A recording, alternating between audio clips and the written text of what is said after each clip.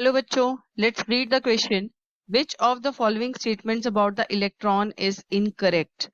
So the first statement is it is negatively charged particle.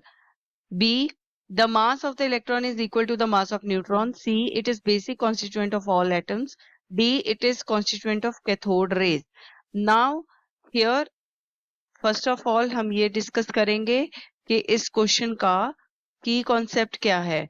So the key concept is to know about electrons. तो electrons basically क्या है? These are, we can say, ये एक fundamental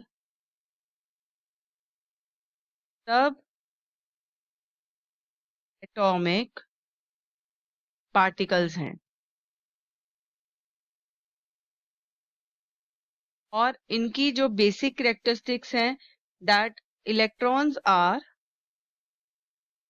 negatively charged.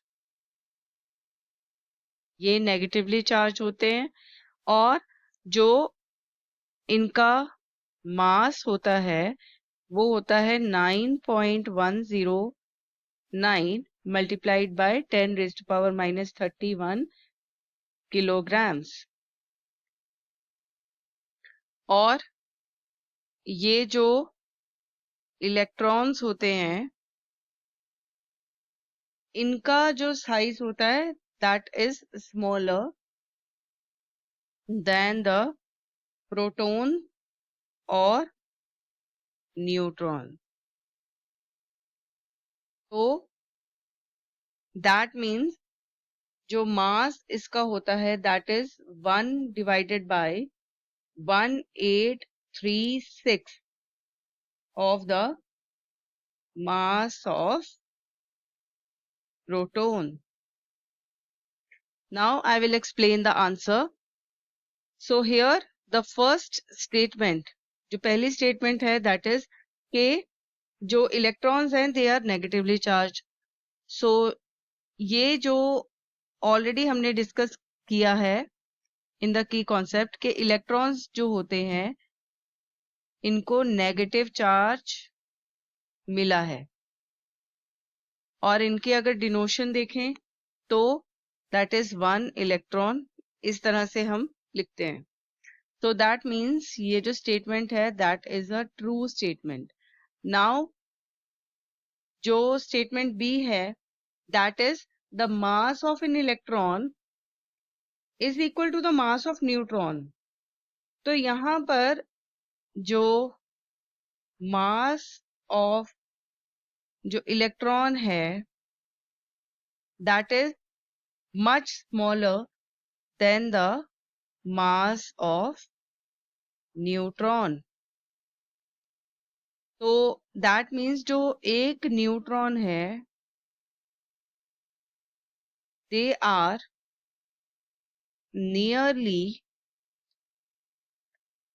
1836 times more massive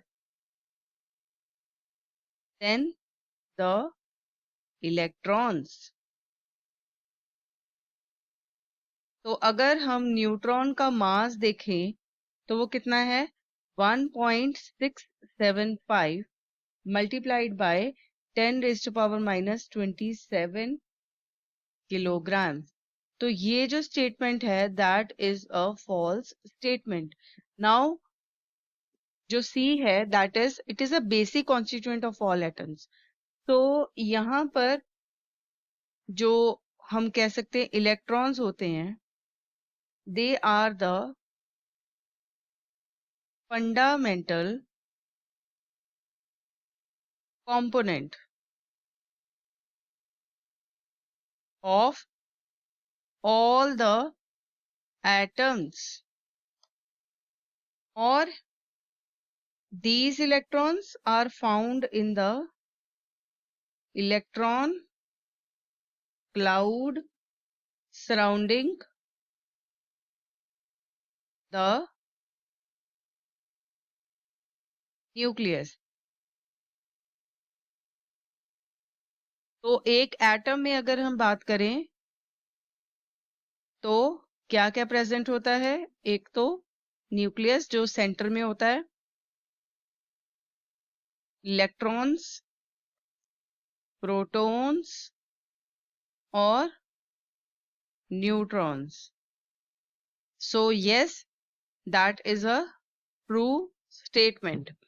Now जो D है, that is it is constituent of cathode rays. तो cathode rays जो होती हैं,